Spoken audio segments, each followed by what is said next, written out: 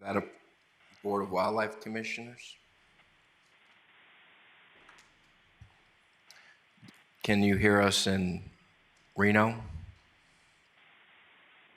Yes, we hear you in Reno, Mr. Chairman. Thank you.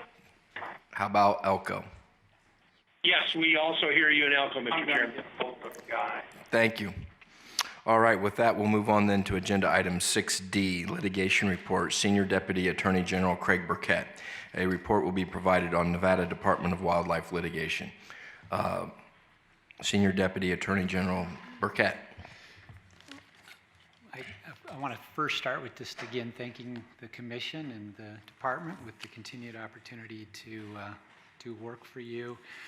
With the retirement of Brian Stockton, I muscled my way in or weaseled my way in, I don't know how you want to say it, and convinced my chief that maybe I could do all the work for the department, and we used to have two attorneys splitting work, and I've found my way into doing that, so now I am your full-time DAG. I'll be handling all the work with the exception of when we have a conflict where the commission needs to be represented separately from the department on contested hearings. So, and I also want to apologize to Brian Stockton. I've impugned him here by including him on this litigation report. It's not his work product, and I wouldn't want him to be responsible for my work product. And I also note somehow through getting this to the department through my administrative assistant, it has the wrong date on it, but I can assure you that we revised this litigation report just 3 weeks ago. So I'll be very quick. This is the only thing that has occurred since I drafted this report is we got notice that the Supreme Court wanted to hear oral argument on the trapping case. That briefing had been complete for quite a long time. And so last Thursday, I argued before a panel of justices, Kadish, Paragary, and Hardesty, the trapping case. We feel like we got a fair opportunity to represent the commission before that panel, and we feel like argument went well, and we'll find out what will happen with that argument in the next sort of 3 to 9 months, we expect, somewhere along that line. And so that's really the only update that I wanted to provide you that's beyond what is in the document before you. So I'll stand ready to answer any questions if you have them. Thank you. Any questions from the commission?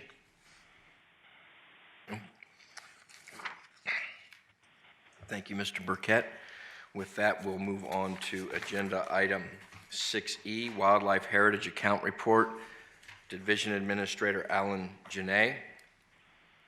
A report will be provided on the funds available, interest, and principal for expenditure from the Wildlife Heritage Account in the upcoming year, and an update on available principal balance. Mr. Janae?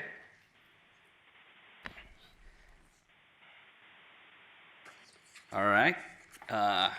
Good afternoon, Chairman, members. Here to give you the update on the Wildlife Heritage Account, go into some of the more recent changes that have occurred. First of all, I wanted to just again let you know that your staffing for the Wildlife Heritage Committee has changed with the retirement of Mark Farman, and Lee Davis is our new staff biologist. He's up in the audience, and he will be taking over those assignments that Mark had before. And so we brought him down here to introduce him, and he will now be taking over all of those responsibilities and carrying things forward. So he'll be at all future Heritage Committee meetings. This first table that you see here is an update to the Heritage account. If you look at that, you can see that the FY 2019 revenue was $1,426,657.02. The interest accrued during FY19 was $198,283.84. And 75% of the gift and donations equaled out to $1,069,992.77. What that all means is that for this year for Heritage project allocation, there is $1,268,276.61 available for the FY21 projects. The next slide, what that basically shows you is the roll-up of the annual interest, the interest that was received last year, and the FY19 basic beginning cash in the account. That becomes important because in the last legislative session, AB 83 modified section 1.5 of NRS 501-3575, section 4, basically to provide that opportunity for spending down of the principal balance in the Heritage account down to $5 million. That means that given the $9,271,515 that is currently in the balance, taking that down to $5 million would offer up $4.271515 in available principal for funding of additional projects. Thinking about this, there has been discussions as far as how does that look. We've had some conversations with the chairman about trying to come forward and helping, discuss possible strategies and how to, possibly think about how that principal balance would go forward. So we've brought you some ideas. They're only ideas and just to help with kind of the thought process and maybe help you guys think about how you want to do this. Number one would be the unlimited or uncontrolled access. The other idea we had was fixed amount. So each year a set dollar amount, percentage, basically an annual percentage, a priority based, a combination. I'll walk through each of these.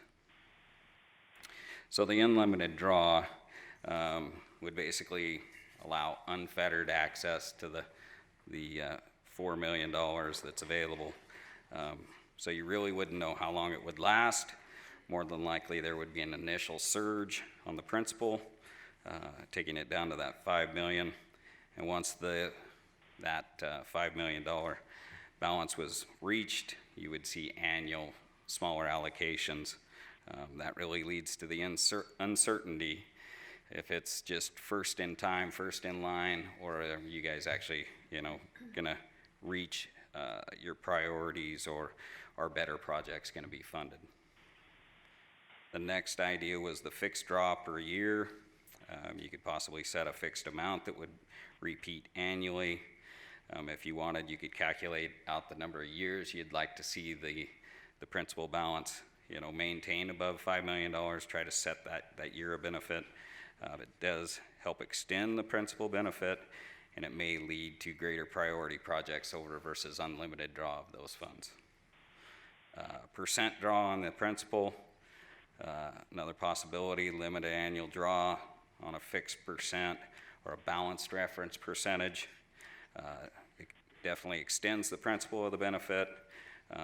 It'll also track with the balance, so that gives it a greater longevity than both the fixed and the unlimited draw, and will most likely lead to greater priority projects versus unlimited and fixed. The priority-driven draw gives you the ability to look at things that the commission would want to endorse or consider as priorities, and you could set, some funding level for that, whether it be, percentage or fixed amount. It could be issue, species, or habitat driven, given that they must conform with the NRS of the 501-3575, which is the protection, propagation, restoration, transplantation, introduction, and management of any game fish, game mammal, game bird, or fur-bearing mammal in this state. Additionally, or the management and control of predatory wildlife. So we could also assist in this manner by trying to shape the application or the scoring criteria to help push those priorities that the commission may come up with. Beyond these ideas, there could be any combination of scenarios where you dedicate a principal or a percentage based on priorities or an annual principal allocation. So kind of really unlimited other than that NRS limitation. Moving forward, basically what we would need is guidance from the commission as far as how you guys would like to proceed. We would help develop recommendations and bring them back to you. Commission, once you guys are good with it, could finalize changes. I don't think that there's any given rush on this, but if you were looking to try to put these into the funding cycle of this year, that meeting for the heritage approval would be the June 26th, 27th meeting is where you guys typically, and by law, have to handle the allocation of those heritage funds. So looking at that, I believe we have 2 meetings between now and then, March 20th and May 1st, before that June 26th, 27th meeting.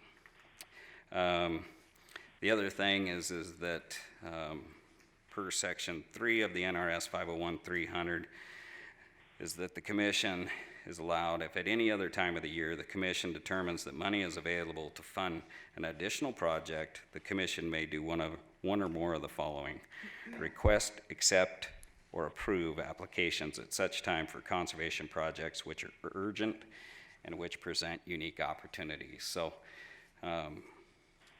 should you not have the final solution by the June heritage decision, that language, the way I see it, would give you that opportunity to accept and approve other projects should something more urgent or come forward.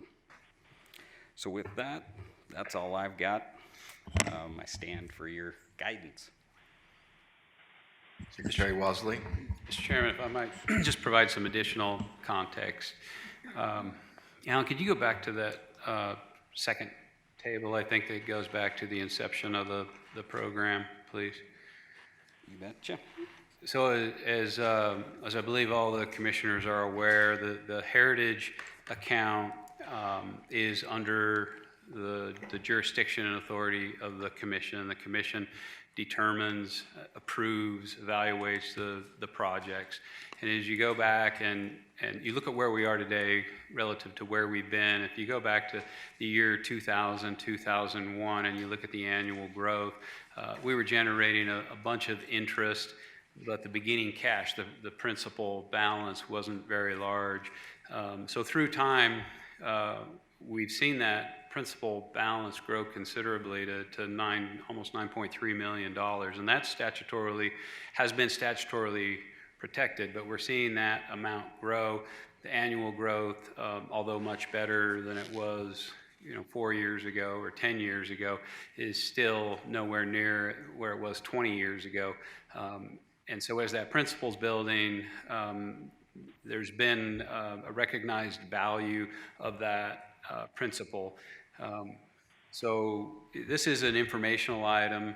We thought that we would benefit from hearing your discussions and thoughts on how we might begin to structure the potential to expend an additional $5.4 million, given this year's 1.28 or 9, plus being able to have access to an additional 4.2 million. And many of the ideas and concepts that Alan mentioned, some of them look at the duration, the intended uses are already spelled out in the statute, and Alan had that statute in here. But really this is because we're seeing that beginning cash balance grow and grow, and that money's sitting there and isn't paying dividends in terms of funding projects on the ground. So again, it's an informational report, and we're kind of looking to hear some thoughts and ideas from the commission and how we can help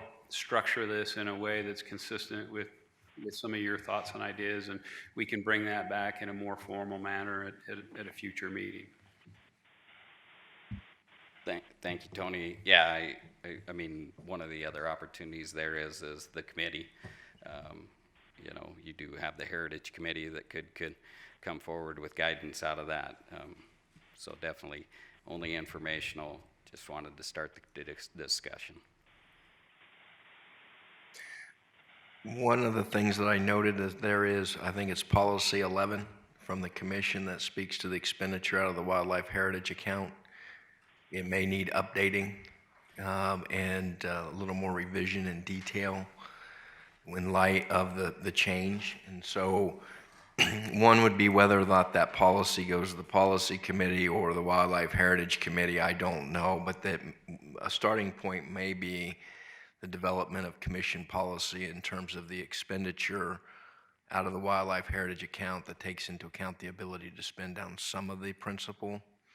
I know there's a lot of options. I don't know if we want to dictate any specific option at any given time so that in the future there's flexibility.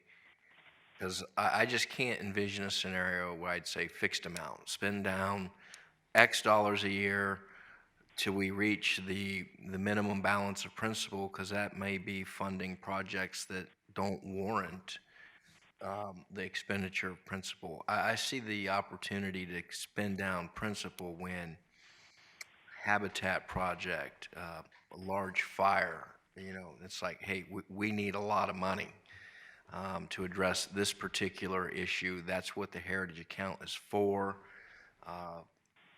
And then the commission working with the project say, okay, we've got the good project where this money is going to be put to good use. Are we prepared to dip into the principal to fund that particular project? And I think that almost has to be a case-by-case decision. But it should be some sort of policy in place to how we're going to do it. What type of project are we talking about? Is it an emergency? Whatever it is, above and beyond the normal requirements for the expenditure of heritage money. That's kind of the way I viewed it. But I'm one individual, so. And absolutely, sir. And just so you know that policy points to that Heritage Grant Manual. That's that policy. And so when you go to the manual, I mean, it's quite an extensive document, and that's where I think that manual is actually spelled out how that account is managed. So, and the process. Now, does that manual then need to be updated given the Yes. fact that Yes. we have new funds available? I don't want to spend funds just for the sake of spending money when you don't know what next year may entail or 2 years from now. And it seems to me that it gives us an opportunity to spend more heritage money, dip into the principal, but it's got to be it's got to be warranted. You know, it's got to be a justification for it, not just to do it because you can.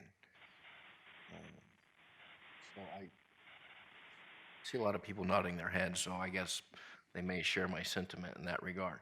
I guess my question, and I want to hear from other commissioners, what's the best way to tackle it? Commission as a whole, policy committee, or the heritage committee?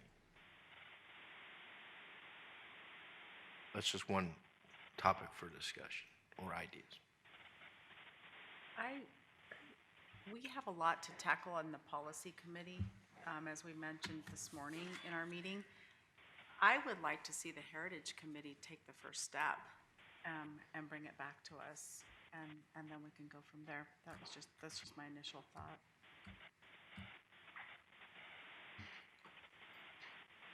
Thank you, Tiffany. You know, I'm looking at the timeline, and we'll be reviewing applications in May. I don't know that we could come to any kind of quick resolution on going forward by the June meeting. That'd be my concern, but I think it's going to require quite a bit of discussion, and I don't think it's something we should rush into. So, but as far as I'm concerned, as the chairman of the Wildlife Committee, I've got no problem looking at all the options. Okay. Commissioner Olmberg, and then Commissioner McNinch. Yeah, I guess I agree with everything that's been said here. When we talked about opening up the heritage account, it was for extraordinary circumstances.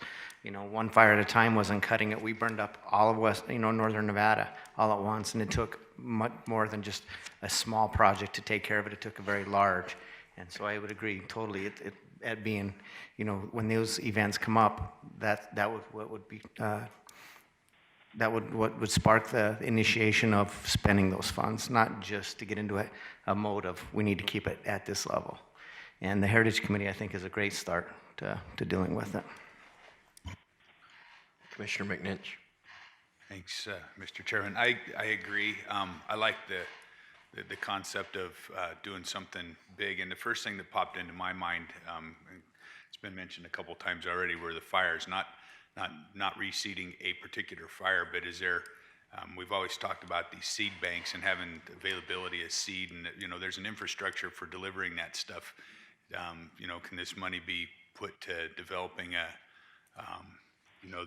the system that would allow that to be more efficient, so that it's not you're not always asking where we're going to start, it's just kind of something that's there. I mean, so the gift that can keep on giving anyway in some fashion. Right now it's interest, but maybe there's another way to convert that into an efficient system, or a more efficient system that we can be more responsive to those fires.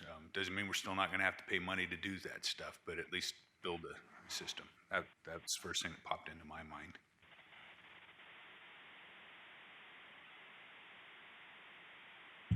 Commissioner Barnes. Yeah, Mr. Chairman, I guess I'm pretty much going to agree with what I've heard so far. I think that money needs to be spent for some of these extraordinary circumstances. Fire is a great one. I think we need to be focused on what this heritage money is spent for on the ground. I think we need to, let's don't lose track of that, because with this amount of money, there's going to be a lot of places looking for their money. I also think it needs to go through the heritage account. I mean, I'm going to agree with Paul that let's don't rush into this. Let's take our time and let's do it right.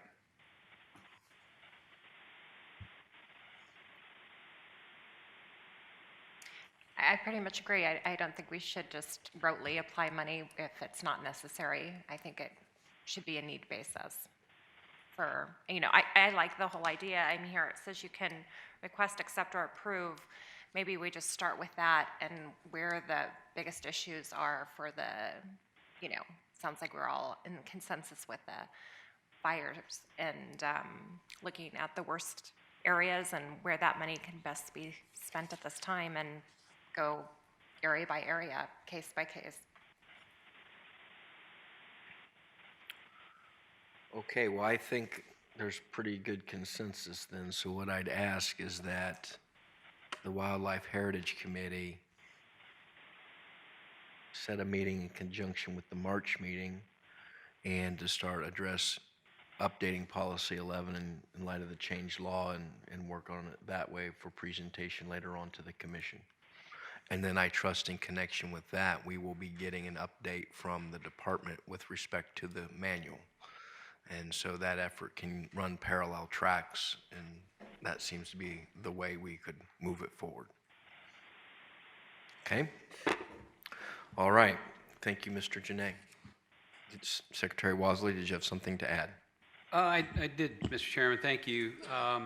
There's a couple thoughts that I think I'd be curious. It might help guide the department in this effort. And I just pulled up the 5013575 that NRS that specifies how that money must be used.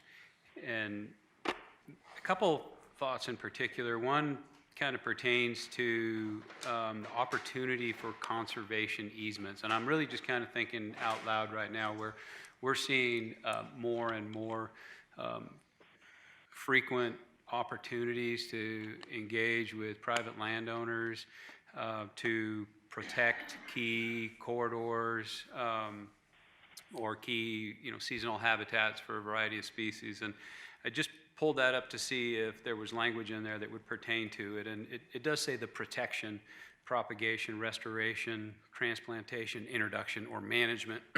And so I think that language is consistent with the idea of these funds potentially being used towards conservation easements.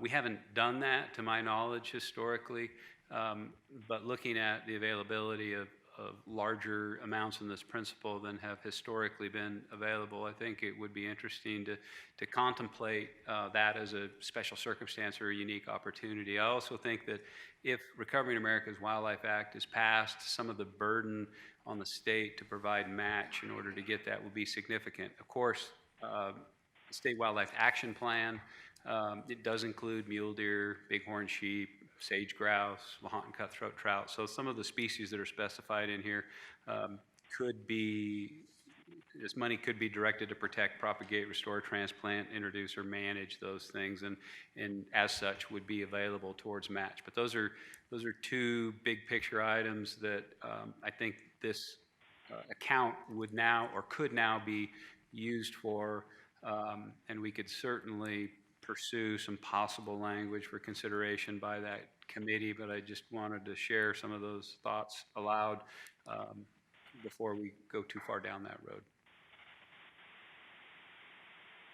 Thank you. We'll then move on to the next agenda item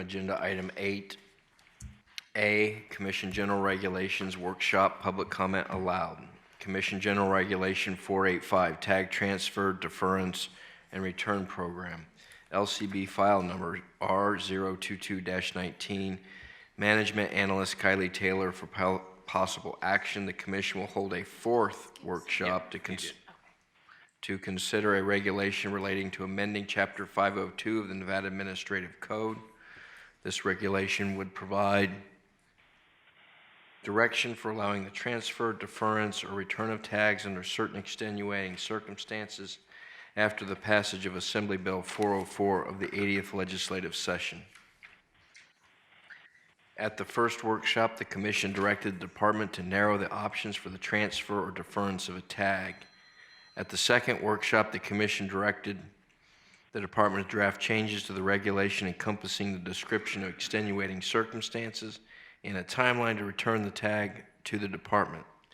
At the third workshop, the Department was directed to rewrite the regulation to allow for the transference of tags only in life-threatening circumstances. Ms. Taylor?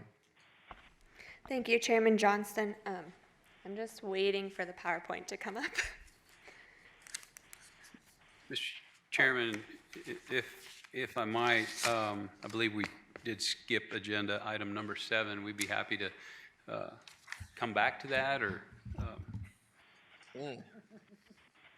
Yep. It doesn't matter to me. Why don't we go back to number 7? Okay. For some reason, I thought Mr. Janay's report on the Wildlife Heritage account was the update on the wildlife projects. well, it is part of it. We're going to segue right into that, so it's logical thinking on your part. So my apologies for that. We're going to go back up to agenda item number 7, Nevada Department of Wildlife Project Update, Secretary Wadsley Informational.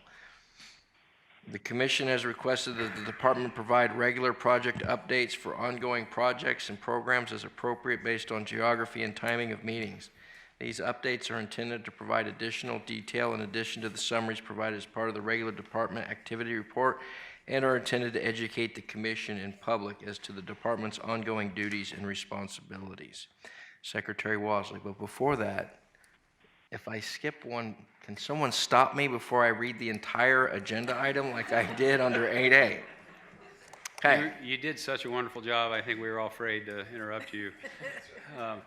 Thank you, Mr. Chairman. I just want to provide a little introduction on this topic, and it's very, very much related to the Wildlife Heritage Account Report. So your assumption in that was very accurate. So we look at some of the questions and some of the discussions that we have had between the department and the commission and some of the past commission meetings, and I think it may have been in this very room not too long ago where there were some questions or comments about, what has the department done for sagebrush, or what are we doing for mule deer, and Habitat Division Administrator Janay pulled together, a lot of the expenditures associated with the restricted reserve accounts and showed those expenditures to the tune of several $1 million in the sagebrush ecosystem. We continue to be plagued by poor performance of some of our mule deer herds. Nevada sagebrush has over 370 different species that are dependent on sagebrush for all or part of their life cycle.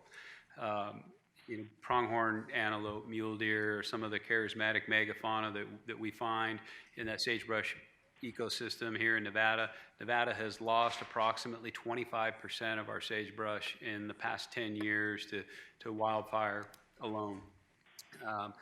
When we look at some of the conversations and some of the questions, what are you doing for mule deer? What have you done in the sagebrush ecosystem? And combine that with the question of, well, what are you going to do with this additional money potentially available through Heritage? What are we going to do with future fires? We have a concept that, again, we'd like to share as an informational item today that might provide kind of a broad overarching umbrella under which we can gather all those things that we've already done, that we can guide those things that we'll do in the future, that we can focus some attention on some of those species where there's an expressed desire to see the department try to do more, spend more, focus more, and we believe that could be accomplished under the concept of the Sagebrush Conservation Initiative that Habitat Division Administrator Janae is going to kind of walk you through this concept. Alan? You bet. Thank you. And I want to apologize for the last presentation. I was up here trying to come down off of sweet tea from Lola's. I'm still kind of buzzing, so and Jack Robb was actually giving me a hard time about being monotone, so I'm I'm going to try to bring it back up. So yeah, as Tony mentioned, we're starting into the Sagebrush Conservation Initiative. When you look at the state, we have about 40 to 50 million acres of sagebrush. We are the sagebrush state. It's our state flower. I think all of us take great pride in it. It supports greater than 370 wildlife species. It's very significant to the resource that we all sit in here and discuss. And when you look at it, like I say, that 40 or 50 million acres is about, it takes up the largest percentage of that 70 million acres that are the state of Nevada. You look at current estimates on annual grass cover, and that center map in there, it's one of the challenges that we have in trying to maintain our integrity of our sagebrush communities, as well as the pinyon juniper. And these are pieces of the Sagebrush Initiative that we're going to talk about. And I'll kind of walk you through the cornerstones of this initiative. We've looked at what we're concerned with as far as the major threats and some of the major values that we'd like to see sustained within the sagebrush community. The cornerstones that we've identified, again, this initiative is rather new. We're definitely not done building it. We want to bring in a lot more partners and a lot more input, but these are kind of the big issues as we see them at this time. Wildfire and invasives, it's huge. As Tony mentioned, the impact that we're seeing to our sagebrush communities is very significant.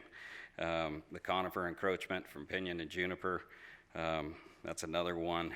Currently makes up about 9 million acres in this state, and is challenging and encroaching into sagebrush communities. Values we'd like to see are those connectivity of these species and habitats. It doesn't take much imagination to drive across I-80 and see the loss in connectivity of those sagebrush communities. It's all invaded by cheatgrass now.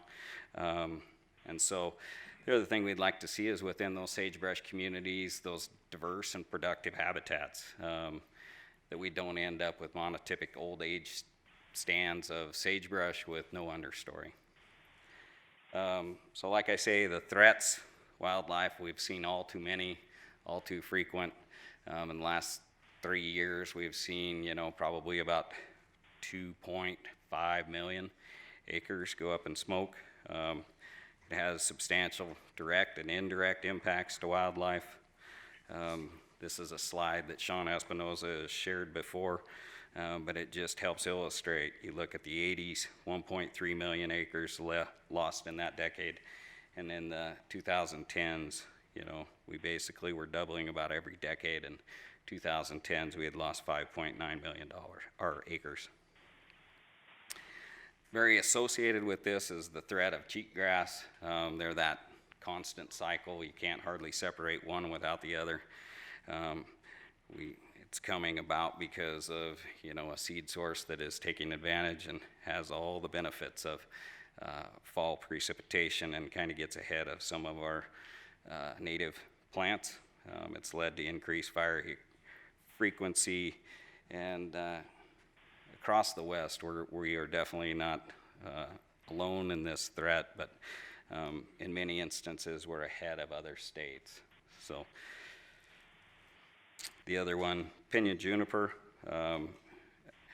it's documented that we have seen about 200 to 600% increase since European settlement.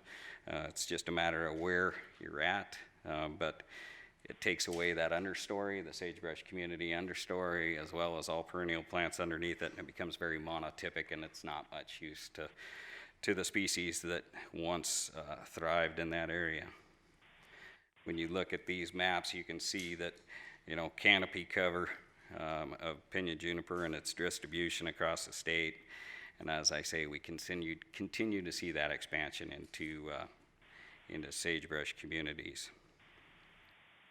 The values that we'd like to see maintained on these landscapes are those diverse and productive habitats. This is inclusive of, you know, trying to provide that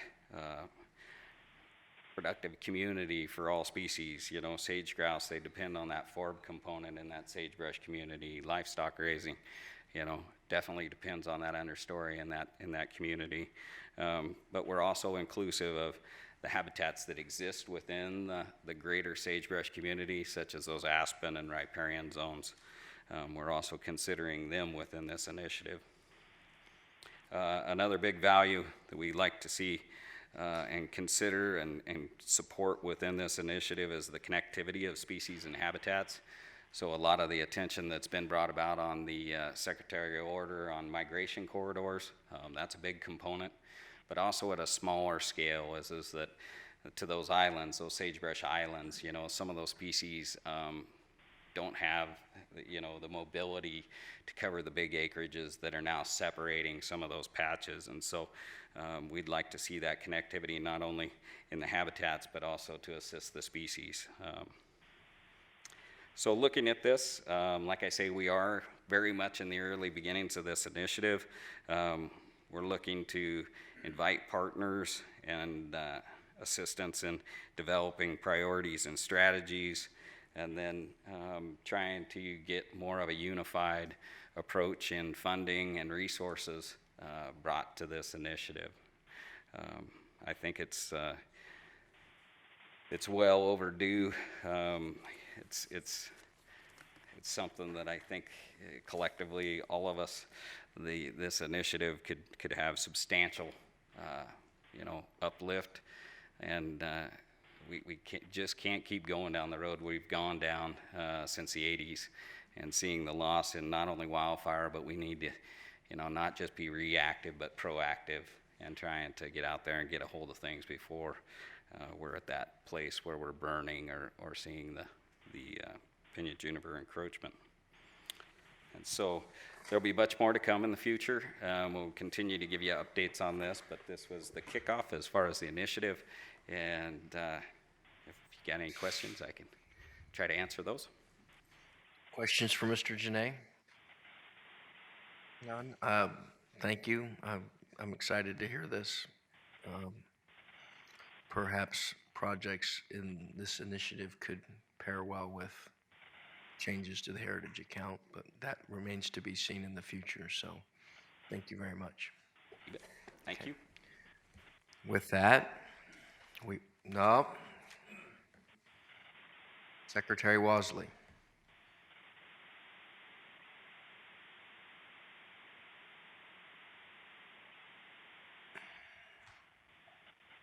Where do I go here? Thank you, Mr. Chairman. We had two parts to this item. The second part pertains to the relevancy roadmap. We had mentioned this at a recent commission meeting and said that we would place this on a future commission agenda and do just a little bit more of a explanation, a little deeper dive on what this is and what it's all about. So I want to just start with some quick background.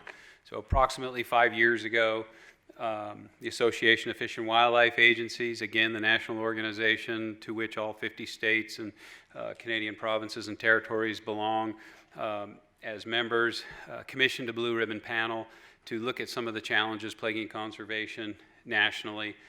The primary focus, the primary genesis of it was funding for conservation. And that effort was co-chaired by Bass Pro Shop founder and CEO Johnny Morris and former Wyoming Governor Dave Friedenthal. They assembled a team, a diverse team of about 26 individuals, representatives from industry, Toyota Motor Company, Shell Oil, Hess Oil, from academia, Cornell Ornithological Laboratory. There was, I think, Audubon had representation on there. There was one state wildlife agency director, Bob Zemer from Missouri. Fairly diverse, comprehensive group of individuals looking at the challenges in funding conservation. So as we've talked about in here before, we know that approximately 95% of our budget comes from approximately 8% of our species and somewhere around 3% of our citizens. So we have a really broad statutory charge, a really narrow funding model, and many of the challenges that we've heard about today and we'll deal with tomorrow are born out of this challenge of reconciling this narrow funding model with a broad statutory charge. So the Blue Ribbon Panel looked at that funding model. They looked at the sustainability, the predictability, and how narrow the funding base was and how it was derived from a very small percentage of the species. They made some very specific recommendations about funding wildlife. Conservation in this country. That was the genesis to the Recovering America's Wildlife Act that we talked about earlier today. This is the third Congress it's been introduced. Several changes have occurred over the past introductions of it, but it's further in this Congress than it has been in the prior two. And as Commissioner McNitch mentioned, could be brought to a vote on the floor of the House any day. It enjoys significant bipartisan support, and it would mean somewhere in the neighborhood of $30 million annually to the state of Nevada for funding the implementation of our state wildlife action plan. The second recommendation that the Blue Ribbon Panel made pertained to changing societal values and how can we make conservation, the work that we do, relevant to more people given these changes in societal values.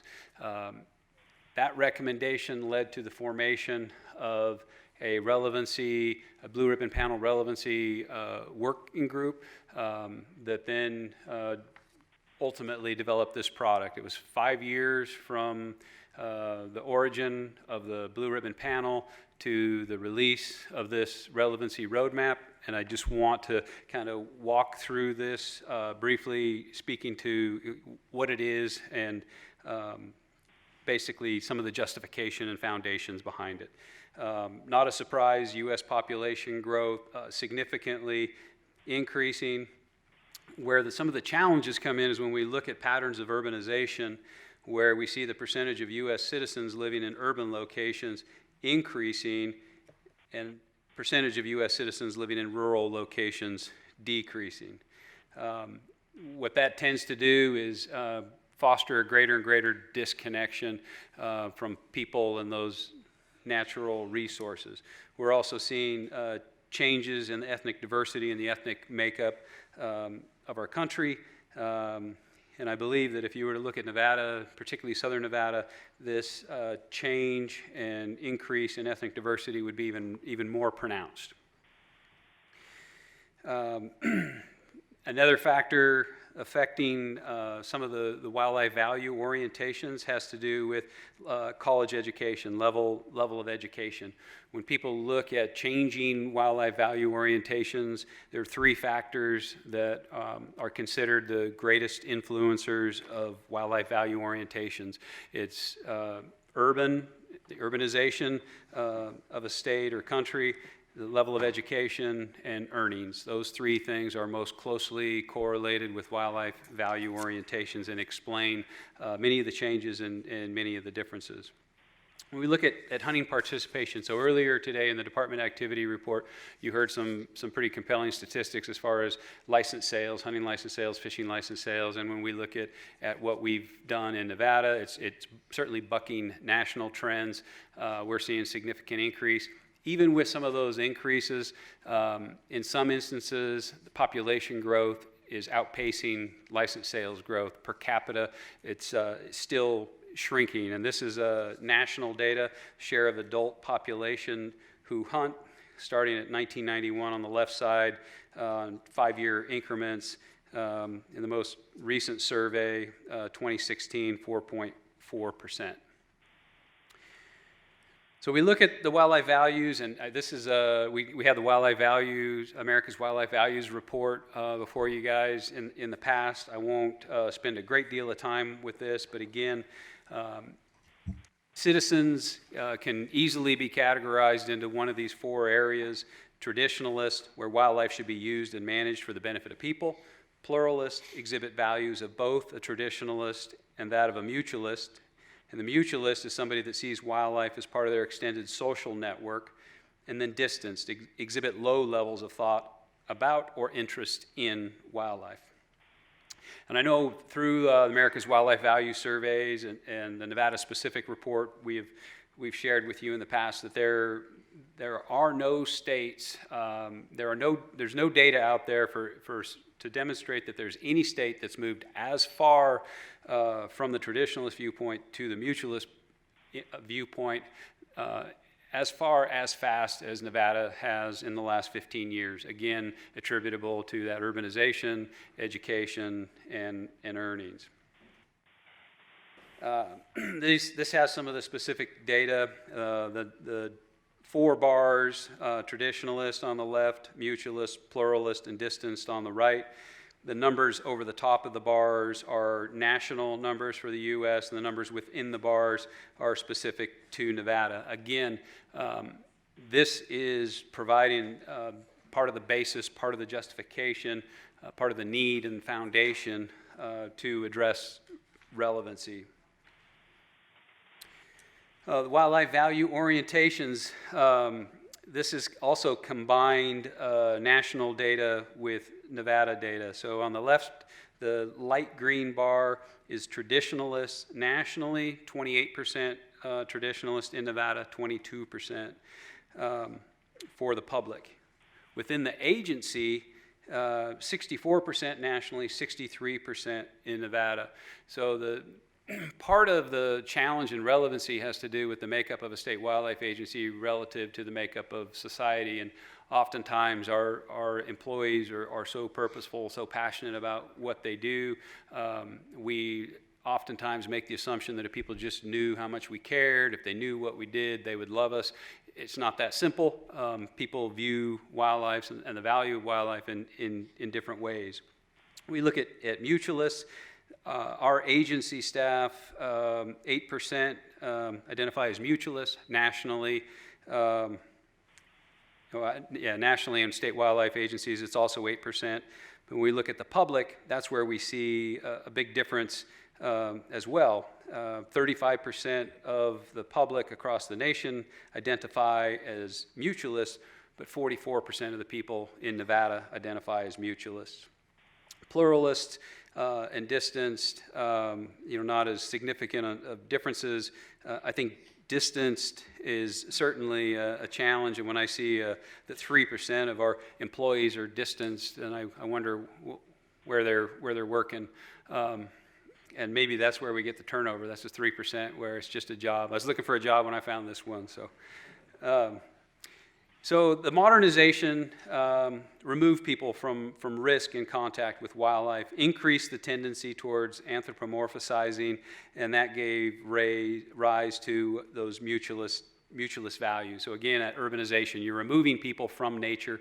They don't see it and understand it, and in ways that people who are around it and immersed in it might, and it creates a more of an anthropomorphic view of things where they may name wildlife and put human persona on wildlife and refer to the offspring as babies and mommies, and put those human characteristics on them as well.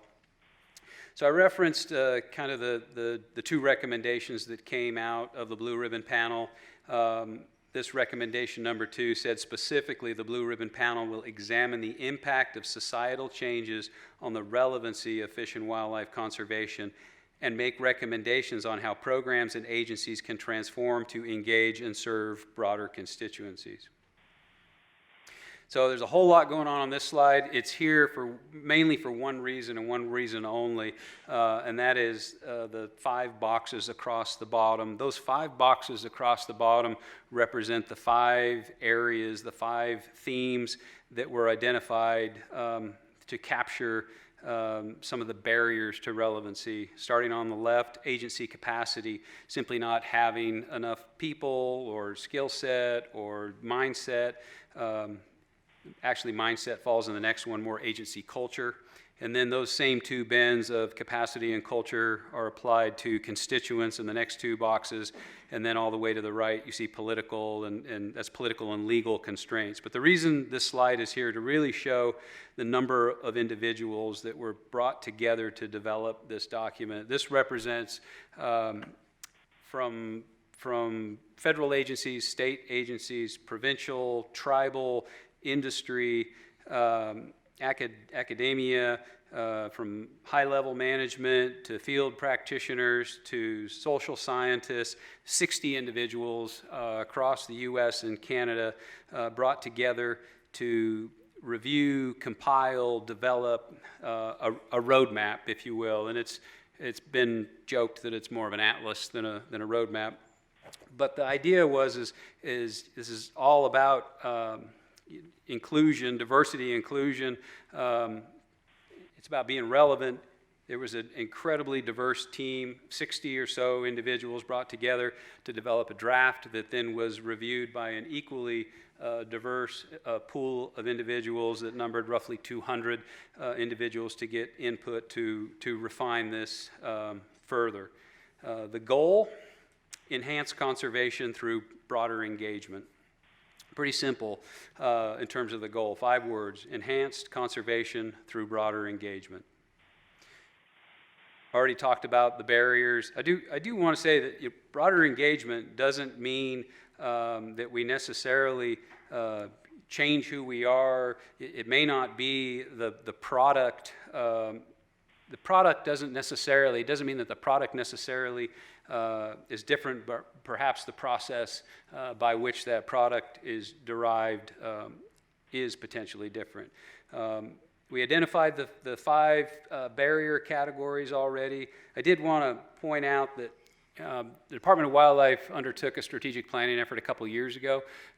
We took that strategic plan and paired it up with this relevancy roadmap to determine if our strategic plan was still relevant. And what we found is that all 3 of the barriers identified under agency culture were present and identified in our strategic plan. The agency capacity column, the green column, all the barriers there. You see the one at the bottom is not filled in, but it says agency lacks expertise and knowledge to provide outdoor recreational experiences that serve broader constituencies. And I'll share with you this week, the department did interviews for an outdoor connection coordinator. That outdoor connection coordinator is a general fund dollar position that was approved by the legislature to reach out to non-traditional constituents to engage more broadly. It'll work with the Office of Outdoor Recreation that just announced their first division administrator also this week. We are in the business of outdoor recreation, and we have a great deal of potential to engage customers, whether it's through state parks, outdoor recreation, tourism, and I think that we haven't been as good as maybe we can be in engaging some of those broader constituencies. Constituent culture, the 2 of the 4 there identified in the strategic plan. So all in all, if you look just at the first two rows, the pinkish red one and the green one, there are 8 barriers that are identified under those two categories. All 8 of those are now addressed in our strategic plan. I won't go through this theory of change and results chain, but this is the document. It is available through the Association of Fish and Wildlife Agencies webpage. Well, let me go ahead and I'll get to what I was going to say in just a second. So the Association of Fish and Wildlife Agencies passed a resolution. It was approved by all the directors, all 50 states and provincial and territorial members voted in support of this resolution. The therefore be it resolved statement reads that the Association of Fish and Wildlife Agencies adopts and supports the implementation of the Fish and Wildlife Relevancy Roadmap, recognizing that each wildlife agency may implement it in a manner and within a time frame that meets its needs, interests, and capacities. And so I think it's really important to state that this is a tool kit. It's a toolbox. It isn't the same roadmap for every state.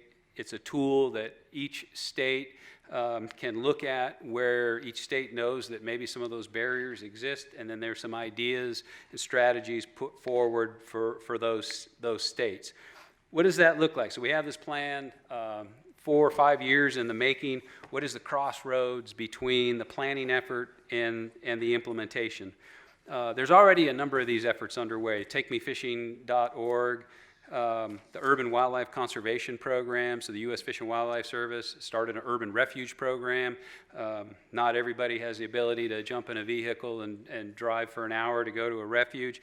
Actually looked for places to connect people with nature in cities. Diversity Joint Venture, R3 efforts, the marketing campaign toolkit, the Making It Last. I think we've shared that with you guys in the past. There's a number of other efforts underway. The Multi-State Conservation Grant Program, which is federal funds, and Wildlife has funded a project through the Wildlife Management Institute, piloting projects in 5 states. Nevada is not one of those, but universities. I mentioned earlier today, or maybe it was yesterday in a different meeting, but Colorado State University is doing some scenario planning. Harvard visiting scholar, some design thinking, toolkits. The North American Bird Conservation Initiative and the National Wildlife Federation also have toolkits. There's a ton of tools out there. There isn't, and they're referenced in here. They link back here. This is a living document. And again, if you're interested and you have specific questions on it, happy to engage with you offline on those, or talk about programs that we're doing in the agency specific to some of these ideas. I'll just share with you. I mentioned the Outdoor Connection Coordinator position. We've also done some Hispanic outreach, particularly in Southern Nevada with some of the fishing stuff, working through some Hispanic programs, working to translate some of those things. The Recreational Boating and Fishing Foundation has a program, Vamos a Pescar, already translated, Spanish ready. And so we're trying to engage some broader constituencies in those ways, but this is a incredibly valuable document with some really insightful input from a field of experts, and we'll be looking at it and comparing it to our strategic plan as we go forward. That concludes that update, and I'm happy to answer any questions should you have any, Mr. Chairman. Any questions for Secretary Wasley? I do. Vice Chair East? Thank you. This was really interesting, and I really appreciate the thought and time you took to present it to us. I did hear about the new outdoor rec administrator, and I hope that we'll have some ongoing conversations with him. With the new Outdoor Connections Coordinator, do you anticipate maybe more long-term a new revenue stream that could help fund some of these initiatives and programs? I don't know if directly, certainly broad public support for Recovering America's Wildlife Act would be a direct funding stream that I think could be a byproduct of increased relevancy. I think a lot of the discussion around the funding of state wildlife agencies and the relevancy piece links right back to approval by governor's offices, state legislature, the constituents. And the more that those activities are supported, the more relevant an agency is, the greater the likelihood that their activities would be supported, philosophically, which leads to greater financial support as well. So I think that there are some obvious indirect financial benefits, and there may be some less tenuous direct ones. The Office of Outdoor Recreation, the department will have statutorily, the director of the Department of Wildlife is on an 11-member advisory board, so we will have that opportunity. It's our idea that this outdoor connection coordinator will also interface regularly. As you may or may not be aware, that office was created without a lot of staff support in year one, and so I think that we can provide a lot of support to that effort and change the view of us, get more people to understand that we are in the recreation business, and have a whole lot of recreational opportunity to share wildlife viewing and just outdoor activities. So there's also a lot of national discussion with some of that outdoor recreation, kayaking, paddleboarding. We're currently, other than the AIS stamp requirement on anything that can hold water, we don't have a revenue stream from many of the people that we have the authority or responsibility to keep safe. And that's a national discussion as people shift to paddle sports. There are more and more paddle sports out there, so agencies are spending a lot of law enforcement time and energy enforcing water safety laws without a revenue stream to compensate for it. Any other questions? Commissioner Keel?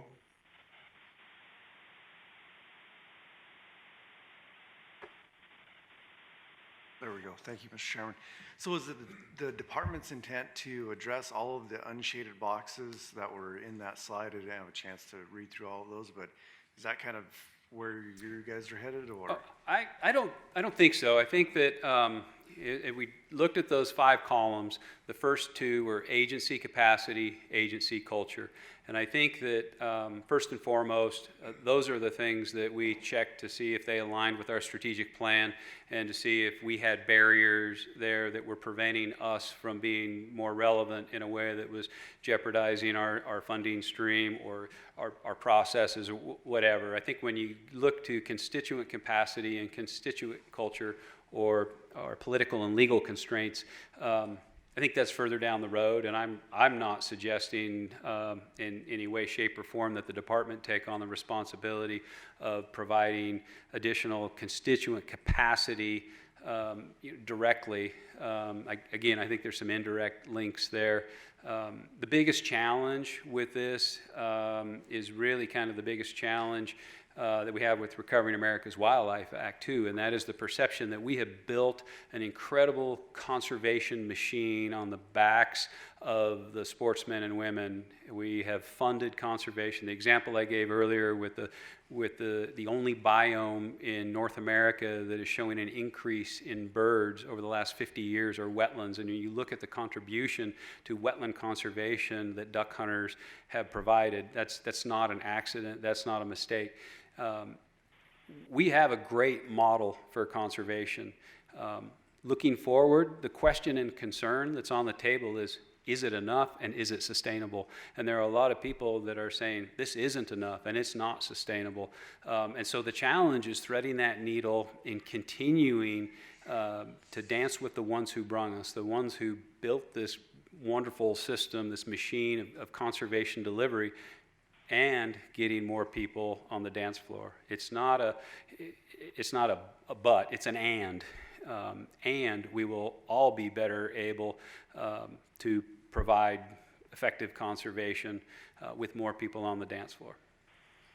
I guess a follow-up to that point maybe is how are we going to measure bringing those additional people in? You know, like you quoted before, the increased hunting and fishing sales has been phenomenal, but is that a direct relationship to the overall growth of the population in the state, or actually are we bringing in different types of people in? That's a good question. I think that there's a lot of challenges in the metrics. I think that if we broke down some of that data, a lot of those increases have been in the non-resident community, and I don't know. There are some movements that weren't covered in here, like the farm to table movement. There is a whole locavore type movement where there are individuals, and we see some of our industry partners like Go Hunt providing a resource to new hunters, urban hunters who are looking for an opportunity to get lean, organic, healthy protein, knowing where it's coming from and taking pride in that. The other program along those lines is the Wild Harvest Initiative, and I know we've talked about that in here before, and we are a partner in that Wild Harvest Initiative. We also see a role of this outdoor connection coordinator position, kind of being our lead on that Wild Harvest messaging.